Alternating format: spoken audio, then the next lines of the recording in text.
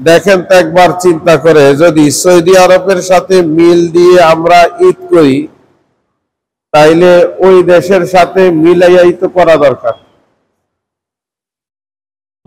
একটা জিনিস চিন্তা করা উচিত যে আমরা ফজরের নামাজ কয়টায় পড়ি আর তারা কয়টায় পড়ে। আমাদের যে সময় আল্লাহ নির্ধারণ করে দিয়েছেন, দেখা গেল সৌদি আরবের সাথে আমাদের সাথে 3 ঘন্টা ডিফারেন্স। আমাদের দেশে যদি বাজে 10টা, তখন সৌদি আরব বাজে 7টা, 8টা, 9টা, 10টা, তার মানে 7টা বাজে। খেয়াল করেন, 3 ঘন্টা যদি হয়, তাহলে তারা যখন ফজরের নামাজ পড়ে আমরা কি তখন ফজরের নামাজ পড়ি? তারা যখন মাগরিব পড়ে আমরা কি তখন মাগরিব পড়ি? কেন পড়ি না? আমাদের দেশের সময়ের সাথে ওই দেশের সময়ের মিল নাই, 3 ঘন্টা ডিফারেন্স।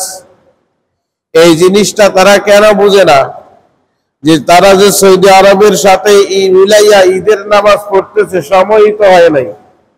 আপনি খেয়াল করবেন, তাদেরকে যদি বলা হয় মাগরিবের নামাজ আজকে, যে এখন তো প্রায় 6টার পরে হয়, যে তোমরা কি করো মাগরিবের নামাজ এশার নামাজের সময় পড়ো, তাদেরকে জিজ্ঞাসা করে দেখবেন তারা কইব না, মাগরিবের নামাজের সময় মাগরিবের নামাজই পড়া লাগবে। কেন? সৌদি আরবে 3 ঘন্টা পর মাগরিবের নামাজ শুরু হয়। তাহলে আমাদের দেশে এশার নামাজের পরে, তাহলে এশার নামাজের পরে মাগরিবের নামাজ, এরপরে তো এশার নামাজ যখন খুশি তখন। তারা যদি এটা না মানে,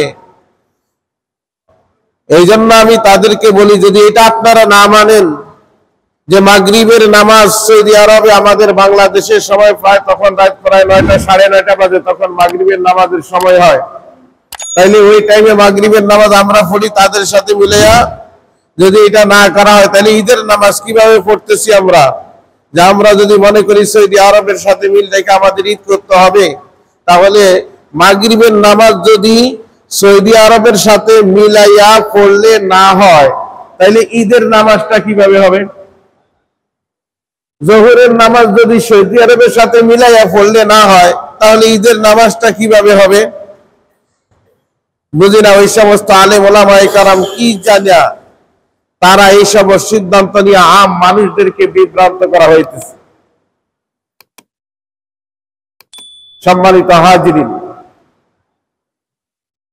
বছরে 2টা বার ঈদ হয়, একটা হলো ঈদুল আজহা আর একটা হলো ঈদুল ফিতর।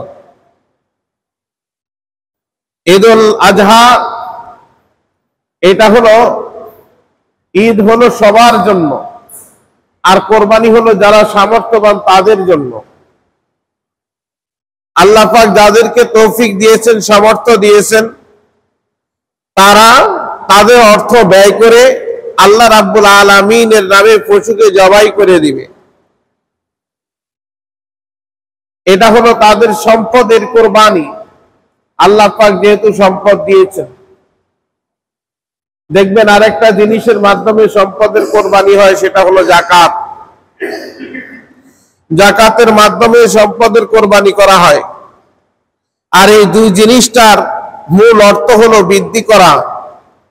আমরা যদি মনে করি কোরবানি করলে টাকা খরচ হয়ে গেছে, আপনি দেখবেন পরবর্তী বছর আল্লাহ রাব্বুল আলামিন যদি আপনার এই কোরবানির উপর রাজি এবং খুশি হয়ে যায়, এই বছর যদি 1 লক্ষ টাকা দিয়ে গরু কিনে থাকেন, পরের বছর দেখবেন যে না, এখন আমাকে আল্লাহ পাক যে সম্পদ দিচ্ছে আর একটু বেশি টাকা দিয়েও কিনা যায়।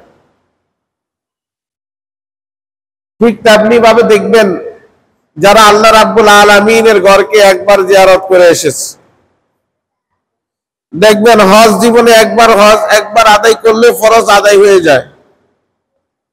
এরপরও এই বড় হজ মানুষ বারবার করতে যায়, তার মনের একটা আনন্দ। অন্যদিকে টাকা পয়সার যে খরচ, সেই খরচটা যোগায় দেয় আল্লাহ। কেন যায়? সে চিন্তা করে আমার টাকা আছে, আমি আবার যাই, আবারও আল্লাহর ঘরকে দেখে আসি, নবীর রওজা মোবারক জিয়ারত করে আসি। আবার দেখবেন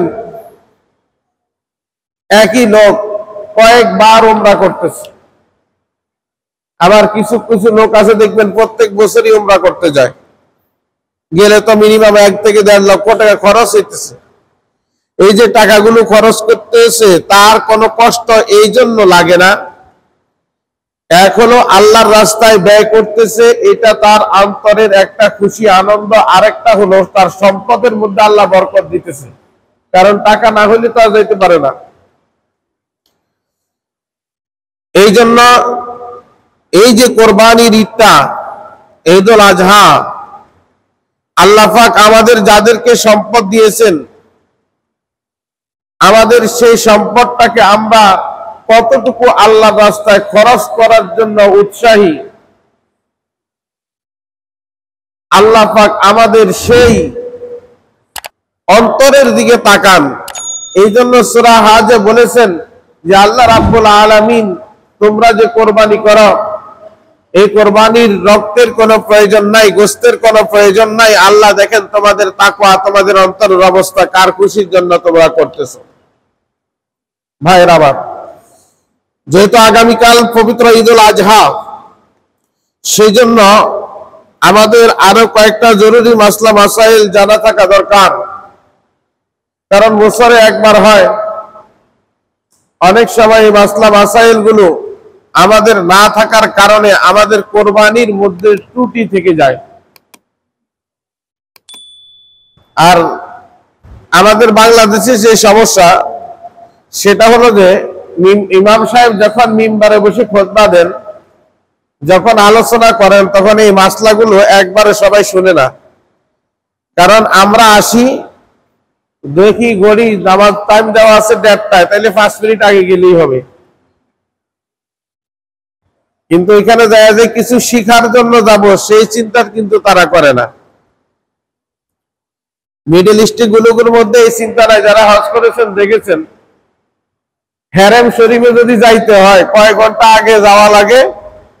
আপনি 2-3 ঘন্টা আগে যদি মসজিদে না যান, মূল হেরেম শরীফের ভিতরে ঢুকতে পারবেন না। এর আগেই সেখানে পুলিশ আছে, নিরাপত্তা বাহিনী আছে, তারা ব্যারিকেড দিয়ে ফেলায় যে আর ভিতরে ঢুকা যাবে না। তখন দেখা যায় রাস্তার মধ্যে অনেকে দেখবেন 1-2 কিলোমিটার দূরে কই আছে হেরেম শরীফ, মনে করেন এই রাজেন্দ্রপুর রাস্তা, আপনি গাজী মার্কেট যায় নামাজ মিশে নামাজ পড়া লাগতেছে, ওইদিকে আর ঢুকার কোনো সুযোগ নাই। তারা কেন যায়? যে না, তারা আগে ভাগে চলে যায়। কারণ ইমাম সাহেব সৌদি আরবের, যেহেতু আমাদের দেশে আমরা খুতবা দেই 2টা, একটা হলে যে বাংলা এখন বলতেছি সবাই বুঝতেছে, আর একটা যখন দাঁড়ায় আরবিতে বলবো, এটা কিন্তু সবাই বুঝে না। আমরা 2টা দিতেছি, কিন্তু তারা কিন্তু একটাই দেয়।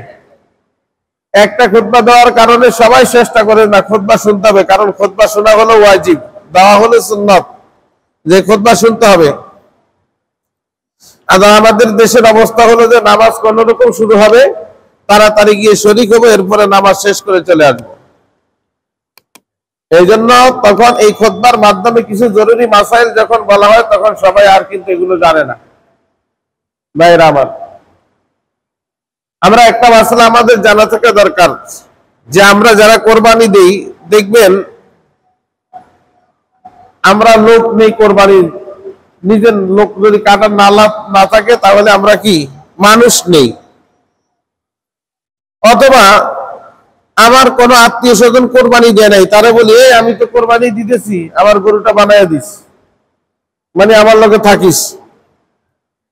এখন যে তাকে বললাম থাকতেছে, অথবা কোন লোক নিলাম, নিয়ম হলো আপনার এই নিয়ত থাকা যাবে না যে সে যেহেতু কাজ করতেছে তারে কিছু গোশত দিয়ে দেই, মানে কাজের বিনিময়ে। খেয়াল করবেন, কাজের বিনিময়ে, মনে রাখবেন, যারাই আমরা কোরবানি দিই, কাজের বিনিময়ে গোশত, কোরবানির গোশত দেওয়া যাবে না।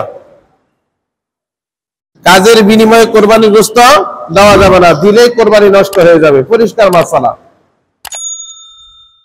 আপনি তাকে কি করবেন? 200 দেন, 300 দেন, 500 দেন, 1000 দেন, তাকে কাজের বিনিময়ে টাকা দিবেন। টাকা দেওয়ার পরে এরপরে আপনি গোশত সব দিয়ে দেন, কোনো সমস্যা নেই। আমার কথাটা বুঝে আসছে? যে আপনি চিন্তা করতেছেন, যেহেতু কাজ করছে এই জায়গায়, তাইলে তার যদি নিয়ত থাকে, তার নিয়তে কোনো সমস্যা হবে না। সে নিয়ত করে আসে যে যদি কাজ করি কিছু গোস্ত পাবো, সে কিন্তু এই নিয়ত করে আসে। কিন্তু আপনার নিয়ত থাকবে সে কাজ করছে, তাকে 500 টাকা দিলাম, না বাবা 2-3 কেজি গোস্ত সাথে দিয়ে দিলেন যে এটা তুমি বাসা সবাই নিয়ে খাও। আপনার নিয়ত যে কি, আমি তাকে টাকার বিনিময়ে তাকে কাজে রাখলাম, গোস্তের বিনিময়ে নয়। এই নিয়তটা রাখতে হবে আমাদের সবার। আমাদের সবার অনেকেরই এই নিয়তের গড়বড়ের কারণে লাখ লাখ টাকা খরচ করেও দেখা যায় কোরবানি শেষ, কোরবানি আর হয় না। এই জন্য এই মাসালাটা আমরা সবাই মনে রাখবো। সম্মানিত হাজিরিন, আরেকটা গুরুত্বপূর্ণ মাসালা হলো যে গরুর চামড়া, এই গরুর চামড়া যদি আপনি নিজে বুড়ি যেমন পরিষ্কার করে এমন পরিষ্কার করে নিজে খাইতে পারবেন, কোনো সমস্যা নেই। একেবারে বুড়ির মতন পরিষ্কার করে নিজে খান। বিক্রি করলে আপনার জন্য আর খাওয়া যায় নাই। বিক্রি করলে এই সব টাকা আপনাকে এতিম গরিব মিসকিনদেরকে দিয়ে দিতে হবে, ওই টাকা আপনার খেতে পারবেন না। সেই ক্ষেত্রে সবচেয়ে উত্তম হলো যদি মনে করেন যে আশেপাশে কোনো এতিমখানা থাকে, লিল্লা বোর্ডিং থাকে, তারা যদি চামড়া সংগ্রহ করে তাদেরকে দিয়ে দেওয়া। মাদ্রাসাগুলা দিলে এই জন্য ভালো যে মাদ্রাসার এই লিল্লা ফান্ডের টাকা দিয়ে ছাত্রদের খাবার, ছাত্রদের বই পুস্তক কিতাবাদি এইগুলো ক্রয় করা হয়। আপনার এই অর্থের বিনিময়ে এই ছাত্র যদি কোরআনে হাফেজ হয়, এই ছাত্র যদি আলেম হয়, কাল কিয়ামতের দিন আমার আপনার জন্য মনে করেন একটা নিশ্চিত, আমার ইবাদত বন্দিগি যেমনই হোক না কেন, অন্তত এতটুকু আশা করি যে ওইটার বিনিময়ে হলেও যদি কোন ছাত্র জান্নাতে যায়, কোন আলেম যদি জান্নাতে যায়, তাইলে আমি যাইতে পারবো, এটা আশা করি। কারণ কাল কিয়ামতের দিন যখন ওইরকম কোন তালিবুল ইলম বা কোরআনের হাফেজ আলেমদেরকে বলা হবে জান্নাতে যাও, কোন আলেম কোন কোরআনের হাফেজ একা জান্নাতে যাবে না। তাকে আলেম হওয়ার জন্য যারা যারা অবদান রেখেছে প্রত্যেককে নিয়ে এসে জান্নাতে যাবে। সুবহানাল্লাহ। তাকে হাফেজ বানানোর জন্য যারা অবদান রেখেছে তাদেরকে নিয়ে এসে জান্নাতে যাবে। সে বলবে আমি যদি হাফেজই না হইতাম, আমি যদি আলেম না হইতাম, এই আমলগুলো না করতাম, তাহলে আল্লাহ তুমি তো আমাকে এই জান্নাত দিতা না। বলে না, দিলাম না। বলে তাহলে যাদের কারণে হয়েছি, তখন আল্লাহ বলবে তারা তো জাহান্নামী। বলে আল্লাহ তারা জাহান্নামে আছে, এটা আমি জানি, তারা গুনাহগার, কিন্তু আজকেই তোমার কাছে হাসরের ময়দানে আমার আবেদন তাদেরকে কবুল করো। আল্লাহর নবী সাল্লাল্লাহু আলাইহি ওয়াসাল্লামের ঘোষণা হলো তখন কোন আলেম কোন কোরআন হাফেজ যদি আল্লাহর কাছে আবেদন করে, সে আবেদন আল্লাহ মঞ্জুর করবেন। সুবহানাল্লাহ। এই জন্য সবচেয়ে উত্তম হলো কোন এতিমখানায় এটাকে দিয়ে দেওয়া, দিলে তারা সেখান থেকে বিক্রি করে কিছু অর্থ পাবে। আর সিন্ডিকেটের কারণে বর্তমানে দেখছেন তো কয়েক বছর ধরে চামড়ার যে অবস্থা যাইতেছে, অথচ আপনি একবার চিন্তা করে দেখুন, বাজারে যান, এক জোড়া অরিজিনাল চামড়ার জুতা কিনতে যান, 1000 টাকার কমে নাই, 2000-3000 টাকা। ওই স্যান্ডেলের মধ্যে গরুর চামড়া কতটুকু ব্যবহার করেছে। তারা কিন্তু সিন্ডিকেট করে ঠিকই আমাদের কাছ থেকে নিয়ে যাইতেছে, গরিবের হক মারতেছে, অথচ তারা তাদের স্যান্ডেলের দাম কিন্তু কমাইতেছে না। হিসাবে চামড়ার দাম যেমন কমে গেছে, জুতার দামও তেমন কমে যাওয়ার কথা ছিল, কিন্তু জুতার দাম তো কমে নাই। আপনি জুতা কিনতে যান চামড়ার 4000, 5000, 10,000 টাকা পর্যন্ত গরুর চামড়ার মানে স্যান্ডেলের বা জুতার দাম আছে। তাহলে বোঝা গেল তারা সিন্ডিকেট করে এগুলো করতেছে। এই জন্য যতটুকু সম্ভব আপনি যদি শরিক দলের হন, 5 জন 4 জন সবার সাথে আলাপ করা, যে এটা যদি 500 টাকা বেশি 5 জনে ভাগ করে নিলে 100 টাকা করে পাবো। আর এই 5 জনে 100 টাকা করে তখন আবার গরিবদেরকে টুকু 100 টাকা করে না দিয়ে আমরা এটা এতিমখানার মধ্যে দিয়ে দেই। তারা এটাকে বিক্রি করে তারা এতিমখানার লিল্লাহ ফান্ডটা চালাবে। সম্মানিত হাজিরিন, আরেকটা জিনিস আমরা খেয়াল করব, আমি গত জুমায়ও বলেছিলাম যে গোশতটা বন্টনের ক্ষেত্রে যারা শরিক দল থাকবেন দয়া করে কেউ আন্দাজ করে গোশত বন্টন করবেন না। অনেক সময় শরিক দল থাকলে দেখবেন কলিজা গুদ্দাগুলো করে 5 ভাগ বা 3 ভাগ করে, হাতের আন্দাজে করে দিবেন না, একদম দাড়ি পাল্লায়, যাতে করে কারো মনের মধ্যে কোনো প্রকার সন্দেহের অবকাশ না থাকে যে চেতে 1 টুকরা বেশি লেগে গেল, অথবা তার ভাগের বন্টনটা ভালো ছিল, আমার ভাগের বন্টনটা ভালো ছিল না। এই জন্য আলাদা করে যদি সম্ভব হয় দেখবেন যখন আপনারা গোশতগুলো কাটেন, মূল গোশতগুলোর একটা অংশ, হাড্ডির আরেকটা অংশ, হাড্ডি আর গোশত মিলাইয়া একসাথে করবেন না, হাড্ডিগুলো আলাদা আলাদা করবেন। তাহলে একজনের ভাগে মানে বেশি হাড্ডি যাওয়া বা বেশি গোশত যাওয়ার সম্ভাবনা খুবই কম। হাড্ডিগুলো আলাদা করে ভাগ করবেন, গোশতগুলো আলাদা করে ভাগ করবেন, চর্বি আলাদা করে ভাগ করবেন। এই যে এরপরে আপনাদের যে আরেকটা হচ্ছে যে ভুঁড়ি আছে, এটাও পরিষ্কার করে, যাতে করে কেউ কোনো অসন্তুষ্ট না হয়। তবে মনে রাখতে হবে যে জায়গাগুলো আমার আপনাকে কিছু ছাড় দিতে হবে, তখন মনের মধ্যে ক্রোশিতা রাখা যাবে না। 5 জনে কোরবানি দিচ্ছেন, গরুর ঠ্যাং কয়টা? গরুর ঠ্যাং তো 4টা, কিন্তু নিতে হবে কয় জনে? 5 জনে নিতে হইব, 5 জনে নিতে হইব, তখন তারা একটা করে আর পাবেন না। এখানে কিন্তু আমাদের ছাড় দিতে হবে। এখানে যতটুকু সম্ভব এটাকে কেটে এমন ভাবেই করবেন যাতে সবাই খুশি হয়। এই জন্য এখানে আমাদের ছাড় দিয়ে যেতে হবে, যে এখানে ইচ্ছা করলে আমরা মিলাইতে পারবো না। 5টা ঠ্যাং নাই, 6টা ঠ্যাং নাই, 7 জনে কোরবানি দিচ্ছি, একটা গরু 7টা ঠ্যাং নাই। এখানে আমাদের করতে হবে। আর একটা হলো মাথাটা যখন বানানো হবে সেটার ক্ষেত্রেও আপনারা ওইভাবে সুন্দর করে বন্টন করে নেবেন, যাতে করে আমাদের কারো মনের মধ্যে কোনো প্রকার সন্দেহের অবকাশ না থাকে। ভাইরা, এই কোরবানি আমি আপনি আমরা সবাই দিতেছি কার খুশির জন্য? আল্লাহর খুশির জন্য।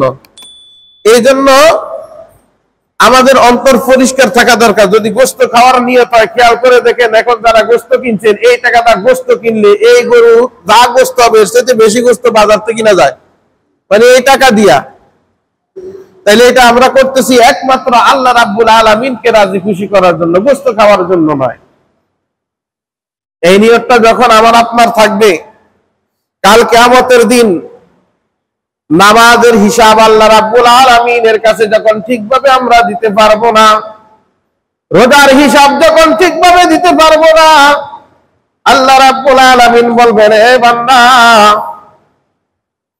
তোমার নামাজের হিসাব আমার কাছে ঠিক নাই, রোজার হিসাব আমার কাছে ঠিক নাই। এ বান্দা, তুমি তোমার অর্থকে ব্যয় করে আমার রাস্তায় কোরবানি দিয়েছ, অমুক বছরের একটা কোরবানি আমি আল্লাহ কবুল করেছি, ওইটার বিনিময়ে তোমাকে মাফ করে দিয়ে জান্নাত দিয়ে দিলাম। একটা যদি কবুল হয়, বেশি না। জীবনে কত সিজদা দিতেছি, প্রত্যেক রাকাতে 2টা করে সিজদা দিই আমরা, প্রত্যেক রাকাতে 2টা করে সিজদা দিই। একটা সিজদাও যদি কবুল হয়, তারপরও আশা আছে আল্লাহর কাছে মাফ পাবো, একটা যদি কবুল হয় সিজদা। এই জন্য সিজদা যাইয়া যদি সময় হয় পড়বেন সুবহানা রাব্বিয়াল আলা, এটা পড়ার পর আল্লাহুম্মা গফিরলি, বলেন তো, আল্লাহুম্মা গফিরলি, এটার অর্থ হয় আল্লাহ তুমি আমাকে মাফ করে দাও। এটার অর্থ যে আয় আল্লাহ তুমি আমাকে মাফ করে দাও। আর একটু যদি পারেন পড়বেন, মানে সময় লাগবে তো, অনেকে তো সিজদায় যায় আবার উঠতে দেরি করে না, মানে সিজদায় যায় আর খালি উঠে। যদি পারেন পড়বেন সুবহুন কুদ্দুসুন রব্বুল মালাইকাতি ওয়ার রূহ, যদি পারেন পড়বেন, না পারলে দরকার নাই। আল্লাহুম্মা গফিরলি এটা পড়বেন। এটার অর্থ হলো আল্লাহ তুমি আমাকে মাফ করে দাও। এই যে আল্লাহকে বলতেছি, আল্লাহ প্রত্যেক রাকাতে 2 বার করে কইতেছি, তাইলে ফজরের সময় সিজদা দিতেছি 8টা, ফজরের জন্য 4টা, 2 রাকাত ফজরের জন্য 4টা সিজদা, সুন্নতের জন্য 4টা সিজদা, 8 বার কইতেছি। এইভাবে যতদিন আল্লাহ হায়াত রাখে বলতে থাকবো, বেশি না, একবার একটা যদি আল্লাহ অন্তত কবুল করে, আশা করি ওই উসিলা আল্লাহর কাছ থেকে আমরা মাফ পাবো। সম্মানিত হাজিরিন, আরেকটা মাসালা হলো ঈদের নামাজ। এটা আমরা বছরে 2 বার পড়ি, একটা কোরবানির ঈদ, একটা রোজার ঈদ। এই ঈদের নামাজ এটা হলো ওয়াজিব নামাজ। ঈদের নামাজ কি নামাজ? ওয়াজিব নামাজ।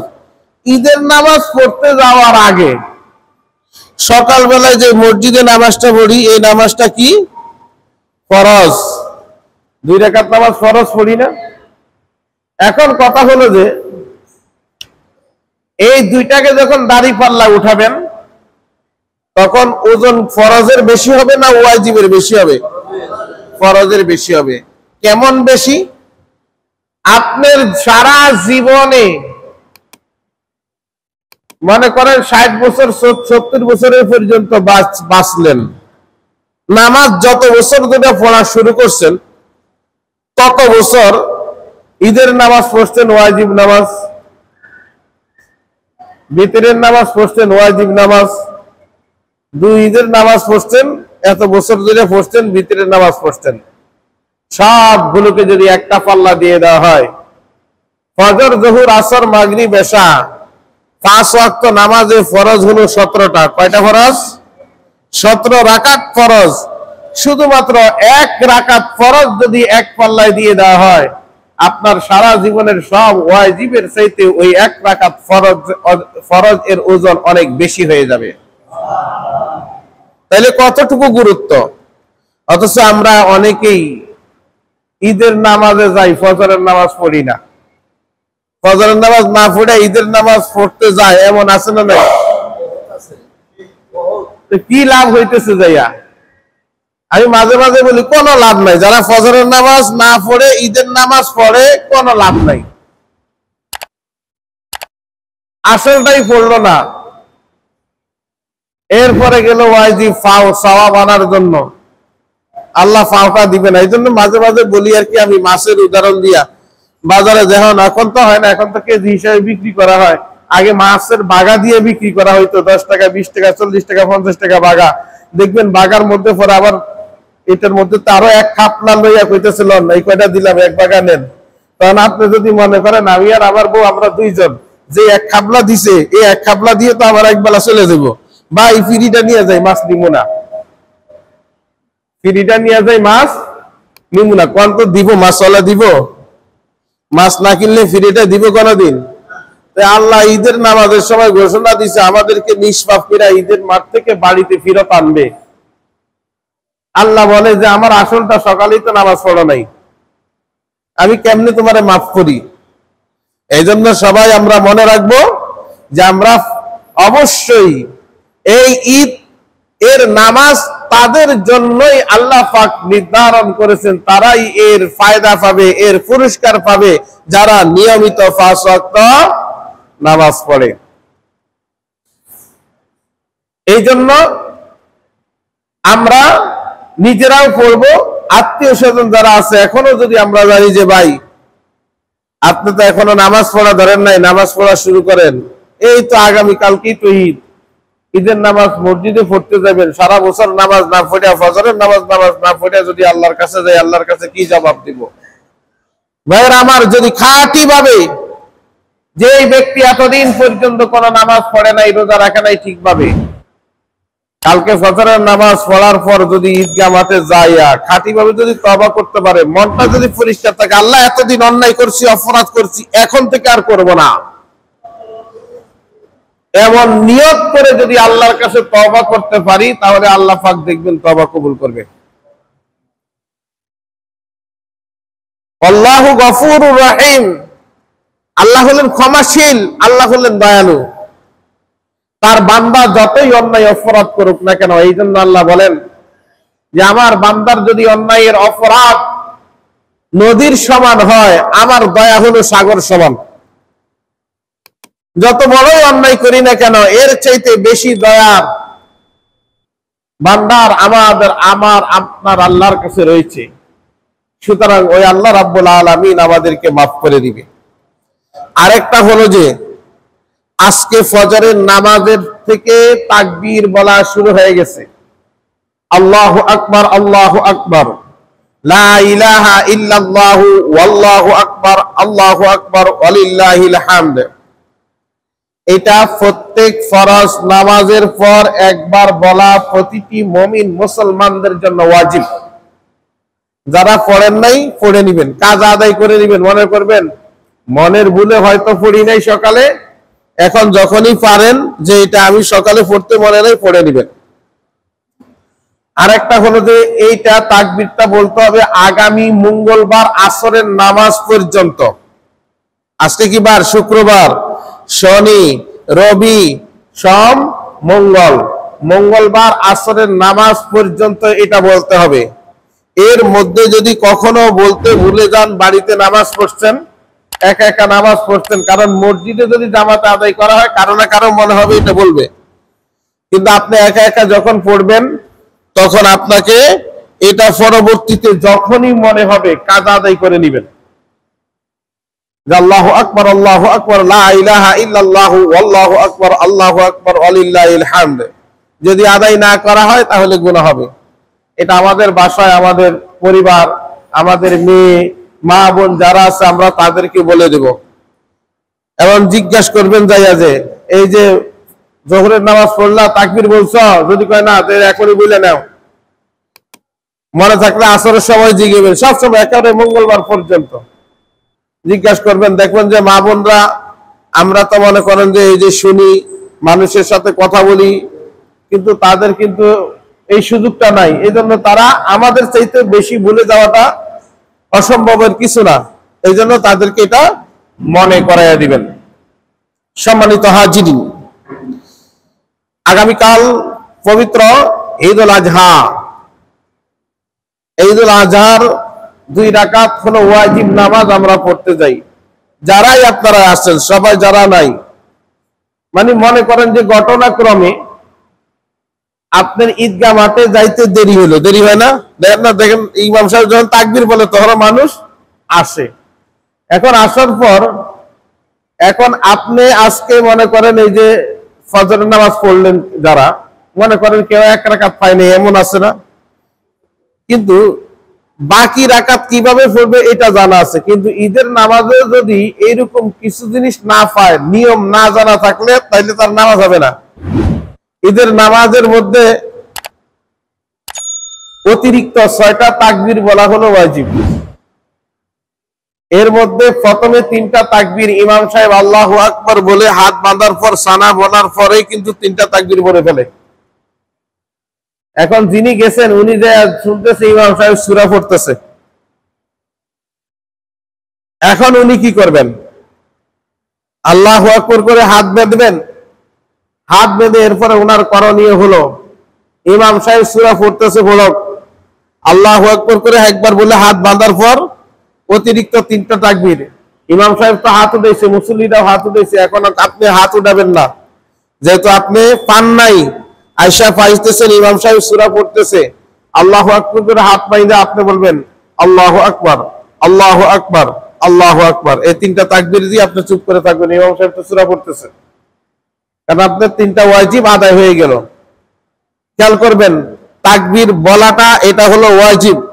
এই যে হাত উঠাই, হাত উঠানো তো হলো সুন্নত, কিন্তু ওই সময় আর এই সুন্নতের দরকার নাই, ওয়াজিবটা আদায় হলে হয়ে যাবে।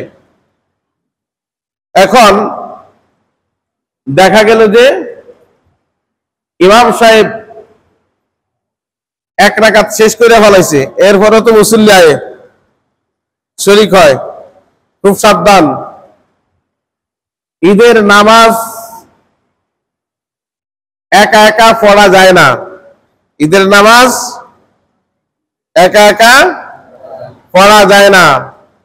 মনে রাখবেন, ঈদের নামাজে আপনারা সরাসরি এসে খুব চেষ্টা করবেন যাতে প্রথম রাকাতে শরীক হইতে পারেন।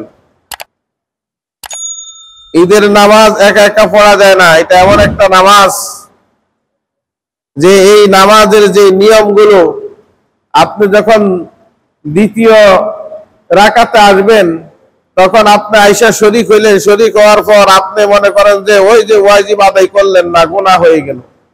আবার অনেকে আইয়া যেমন আমরা শেষ বৈঠকে নামাজে শরীক হই, বাকি নামাজগুলো একা একা পড়ি।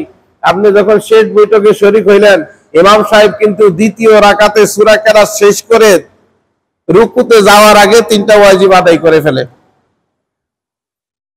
এই যে আপনি সময় মতো ওয়াজিবগুলো পড়তে পারলেন না, আদায় করতে পারলেন না, যার কারণে আপনার নামাজ নষ্ট হয়ে যাবে। এই জন্য বছরে একটা দিন, প্রতিদিনও না, একটা দিন মাত্র, এখানেই হলো আমাদের ইমানি পরীক্ষা। আল্লাহ পাক পরীক্ষা করে দেখেন এই একটা দিনের গুরুত্ব আমরা কতটুকু দেই। মাত্র একটা দিন আমরা মাত্র 2 রাকাত নামাজ পড়ার জন্য যাব, এতে আমাদের সময় হয় না। গোসল করতে করতে, মাঠে যাইতে যাইতে ইমাম সাহেব নামাজের মধ্যে দাঁড়িয়ে যায়। এখানেই হলো আমাদের ইমানের কঠিন পরীক্ষা বাবা। এই জন্য আমরা চেষ্টা করব যাতে এই পরীক্ষায় আমরা সবাই উত্তীর্ণ হতে পারি, বলি আমিন। এবং সময়ের আগে আমরা ঈদগাহ মাঠে গিয়ে উপস্থিত হয়ে যাব ইনশাআল্লাহ। আমরা সবাইকে জানিয়ে দিব আমাদের ঈদের জামাত আমাদের হামিদিয়া দাখিল মাদ্রাসার মাঠেই হবে। এখানে ত্রিফল দিয়ে প্যান্ডেল করা হয়েছে এবং চতুর্দিকে বাঁধ দিয়ে দিছে যাতে পানি ভিতরে ঢুকতে না পারে। তাহলে যেহেতু আয়োজন করা হয়েছে, কর্তৃপক্ষ, সমাজ কর্তৃপক্ষ আপনাদের জন্য এই আয়োজনটা করেছেন, আমরা সবাই চেষ্টা করব সময় মতো ঈদগাহ মাঠে গিয়ে ঈদের নামাজ পড়ার জন্য ইনশাআল্লাহ। আল্লাহ পাক আমাদের সকলকে তৌফিক দান করুন। আর নামাজের টাইম হলো সকাল 7টা 30 মিনিট। কয়টা বললাম? 7টা 30 মিনিট। ইনশাআল্লাহ যখন সময় হবে, যত সময়, যেহেতু কোরবানির ঈদ, আমরা কোরবানি করার পর আবার কিন্তু জোহরের নামাজ পড়তে হবে। আচ্ছা, জোহরের নামাজটা যেমন আগামীকাল আমরা জোহরের নামাজ পড়ি কয়টায়? 1:00 না, আগামীকাল 2টায় পড়ি। একটু সময়টা বেশি দিয়ে, কারণ ওইখানে যদি একটু সময় লেগে যায় আমাদের। হ্যাঁ, আগামীকাল জোহরের নামাজটা আমরা 2টার সময় পড়বো। আজান যখনই হোক, হয়তো 15 মিনিট বা 20 মিনিট 30 মিনিট আগে আজান হয়ে যাবে, কিন্তু জোহরের নামাজের জামাত মসজিদে 2টায় শুরু হবে, যাতে আমরা ওইখানে আমরা কাজটা শেষ করে আইসা জামাতে নামাজটা আদায় করতে পারি। আর কোন পরামর্শ আছে নামাজের ব্যাপারে? ঠিক আছে না? ইনশাআল্লাহ সবাই, আমার সকলের প্রতি, আপনারা আমার মুসল্লি হিসেবে যারা আছেন, এখানে উপস্থিত যারা রয়েছেন, যারা নাই, আপনাদের সকলের প্রতি আমার একটাই অনুরোধ থাকবে যে আজকে থেকে নিয়ত করি, এতদিন পর্যন্ত 5 ওয়াক্ত নামাজ হয়তো পড়তে পারি নাই, বিভিন্ন ব্যস্ততার কারণে আমাদের দিন হেলায় হেলায় চলে গেছে। আজকে থেকে এই জুমার নামাজ থেকে আল্লাহর কাছে তওবা করি, আল্লাহ আমি আর 1 ওয়াক্ত নামাজও কাজা দেব না। আল্লাহ, আমি তোমার কাছে ওয়াদা করতেছি আমার যাতে নামাজ কাজা না হয়, সেই জন্য যত প্রকারের ব্যবস্থা আল্লাহ তুমি কুদরতি ভাবে করো। আপনার কামাই রুজিতে সমস্যা, আল্লাহর কাছে বলেন, আল্লাহ আমি বেশি রিজিক চাই না, যতটুকু রিজিক হইলে তোমার ইবাদত বন্দেগীটা সহজভাবে করা যাবে ততটুকু রিজিকটা তুমি আমাকে শুধু দাও। আমি 5 তলা বিল্ডিং করে থাকতে চাই না, আমি জান্নাতের প্রাসাদের মধ্যে থাকতে চাই। দুনিয়ার 5 তলার বিল্ডিং আমার দরকার নাই, দুনিয়ার ফ্ল্যাট বাড়ি আমার দরকার নাই, আমি জান্নাতের ফ্ল্যাটে থাকতে চাই আল্লাহ। তবে ততটুকু রিজিক দিও যে রিজিকের পেরেশানির কারণে আমাকে নামাজ থেকে দূরে রাখা হয়, যে রিজিকের পেরেশানির কারণে আমাকে মসজিদ থেকে দূরে থাকতে হয়। আল্লাহ, এমন পেরেশানি তুমি আমাকে করাইও না, আমাকে ওই রিজিকটা তুমি তোমার কুদরতি ভাবে ফয়সালা করে দাও, যাতে আমি 5 ওয়াক্ত নামাজ সঠিকভাবে আদায় করতে পারি। আল্লাহ আমাদের সকলকে সেই তৌফিক দান করুন। ওমা আলাইনা ইল্লাল বালাগ। আসসালামু আলাইকুম ওয়া রাহমাতুল্লাহ। যাদের নামাজ বাকি রয়েছে আমরা নামাজ পড়ে নিই।